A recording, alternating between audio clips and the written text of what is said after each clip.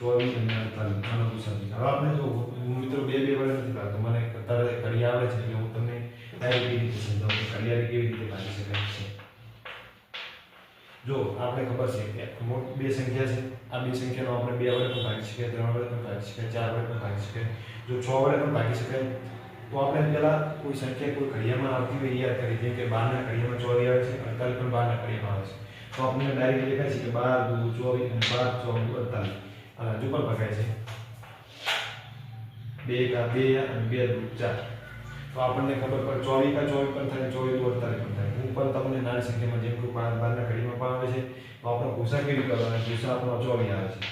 બાકી 24 કા 24 થાય, 24 દુ 48 પણ તો આ પણ આપણે કરી શકાય છે. પછી એક જોઈએ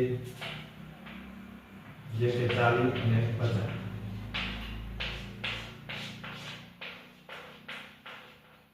40 અને 50 જો આપણને 5 વડે પણ ભગાય છે અને 10 વડે પણ ભગાય છે, તો આપણે 10 વડે ડાયરેક્ટ ભાગી દઈએ એટલે 10 કે 10 ચોક 40 અને 10 પચું 50.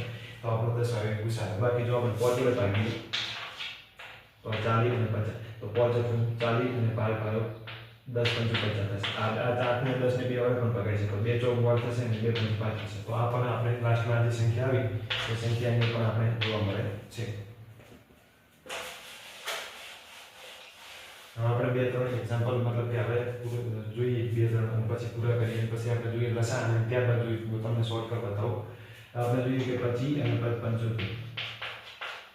આ બેનો ગુસાઅ શોધો. તો 25 અને 75 નો ગુસાઅ કોન્સેપ્ટ તો આ જ વાપરવામાં આવશે. 25 અને 75 તમને ખબર પડે કે 5 વડે પણ ભગાય છે અને 25 વડે પણ ભાગી શકાય છે. 25 કા 25 25 તારી 75 થશે અને 5 વડે ભાગો તો પણ કઈ વાંધો નથી. તો પહેલા આપણે જોઈએ 25 એકા 25 એક 25 કા 25 પછી 25 તારી 75. તો આપણે ડાયરેક્ટ 25 મળી ગયું ગુસાઅ મળે.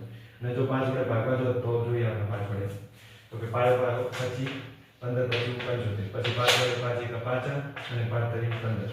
તો આ 5 વાર પછી એ પણ આપણો ગુસાઅ આવી ગયો. હવે આપણે